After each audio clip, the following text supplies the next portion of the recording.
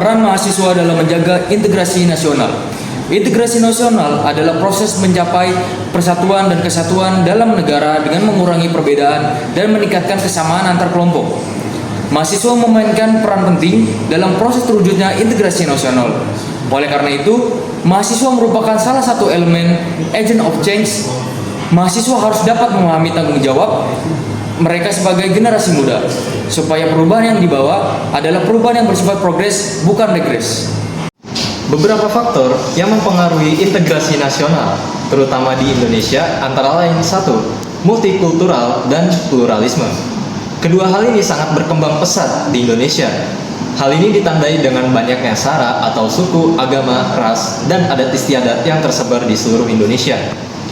Umumnya, multikultural dapat menyebabkan konflik yang menghambat terwujudnya integrasi nasional. Konflik ini biasanya mengandung sara. Contoh yang sering terjadi pada masyarakat yaitu adanya paham primordialisme, di mana paham primordialisme ini menganggap salah satu suku atau adat istiadat atau ras atau bahkan agama lebih baik dibandingkan milik orang lain, sehingga terjadi adanya kesenjangan antara satu suku dengan yang lainnya. Salah satu upaya yang dapat dilakukan untuk mengurangi konflik dan juga primordialisme ini antara lain yaitu dengan adanya mediasi dan juga bekerja sama antar suku.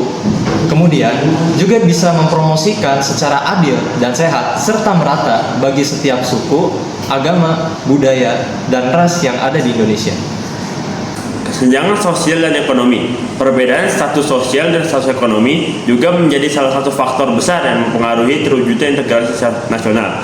Ketidakadilan sosial dan ekonomi dapat mengganggu persatuan bangsa. Contoh yang sering muncul di Indonesia adalah semakin tinggi status sosial dan ekonomi seseorang, umumnya seorang tersebut akan menjadi semena-mena terhadap orang-orang dengan status dan ekonomi di bawahnya. Upaya yang dapat dilakukan untuk mengurangi kesenjangan ini yaitu dengan membangun ekonomi dan pendidikan serta infrastruktur yang merata. Baik teman-teman, selanjutnya yang ketiga yaitu politik identitas. Memanfaatkan simbol-simbol keagamaan atau kebudayaan dalam kampanye politik demi keuntungan suatu kelompok politik tertentu. Penyalahgunaan keteragaman budaya dalam politik identitas dapat menyebabkan polarisasi dan konflik antar kelompok. Upaya yang dilakukan yaitu dengan pengawasan secara ketat pada kampanye-kampanye politik yang berlangsung. Berdasarkan artikel kompas.com, aksi unjuk rasa itu berakhir dengan bentrokan antara massa dengan aparat kepolisian. Menurut laporan, terdapat 232 korban luka dalam bentrokan itu. Mereka terdiri dari mahasiswa, masyarakat sipil, aparat keamanan, hingga wartawan. Keberadaan kelompok separatis, banyak berita yang beredar mengenai kelompok separatis yang ada maupun yang pernah ada di Indonesia. Contohnya yakni OPM dan GAM. Pemerintah dapat melakukan mediasi terhadap kelompok separatis untuk menjaga integritas nasional. Bukti nyata yang pemerintah lakukan yakni GAM yang akhirnya bergabung kembali ke dalam pelukan Ibu Pertiwi. Selanjutnya, kebijakan pemerintah.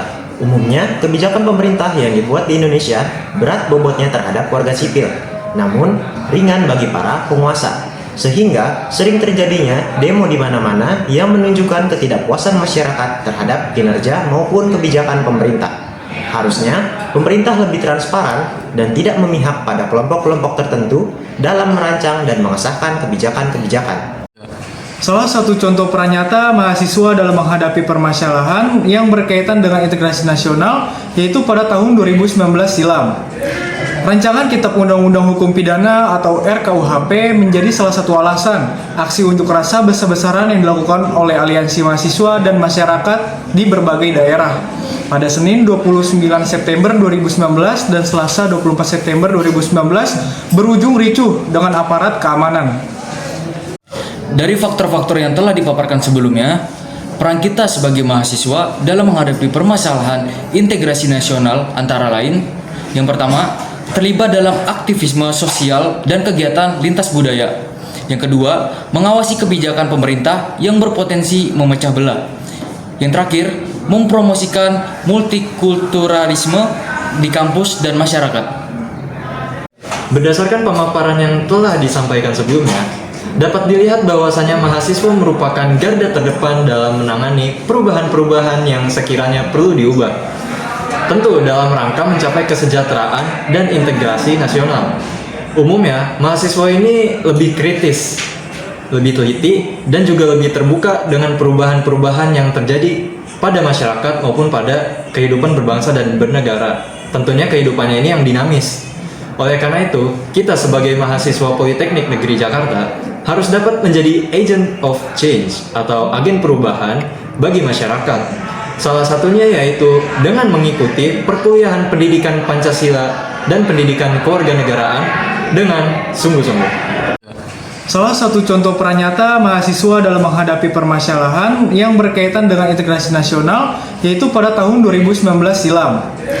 Rancangan Kitab Undang-Undang Hukum Pidana atau RKUHP menjadi salah satu alasan aksi unjuk rasa besar-besaran yang dilakukan oleh aliansi mahasiswa dan masyarakat di berbagai daerah pada Senin 29 September 2019 dan Selasa 24 September 2019 berujung ricuh dengan aparat keamanan. Aspirasi utama dari unjuk rasa itu adalah menolak rancangan Kitab Undang-Undang Hukum Pidana RKUHP dan revisi Undang-Undang Komisi Pemberantasan Korupsi UU-KPK yang dinilai bermasalah.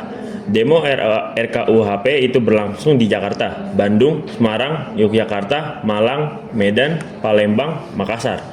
Saat itu mahasiswa mengajukan 7 tuntutan, yakni 1. Menolak RKUHP, RUU Pertambangan Minerba, RUU Pertahanan, RUU Permasyarakatan, dan RUU Ketenagakerjaan. Mendesak pembatalan UU KPK dan UU Sumber Daya Air. Mendesak disahkannya RUU Penghapusan Kekerasan Seksual dan RUU Perlindungan Pekerja Rumah Tangga. 2. Batalkan pimpinan KPK bermasalah di pilihan DPR. 3. Tolak TNI dan Polri menempati jabatan sipil. 4. Hentikan militerisme di Papua dan daerah lain. 5. Bebaskan tahanan politik Papua segera. 6. Hentikan kriminalisasi aktivis. 7. Hentikan pembakaran hutan di Kalimantan dan Sumatera yang dilakukan oleh korporasi dan pidanakan korporasi pembakaran hutan serta cabut izinnya. 8. Tuntaskan pelanggaran HAM dan adili penjahat HAM termasuk yang duduk di lingkaran kekuasaan. Pulihkan hak-hak korban segera. Berdasarkan artikel kompas.com, aksi unjuk rasa itu berakhir dengan bentrokan antara massa dengan aparat kepolisian. Menurut laporan, terdapat 232 korban luka dalam bentrokan itu. Mereka terdiri dari mahasiswa, masyarakat sipil, aparat keamanan, hingga wartawan.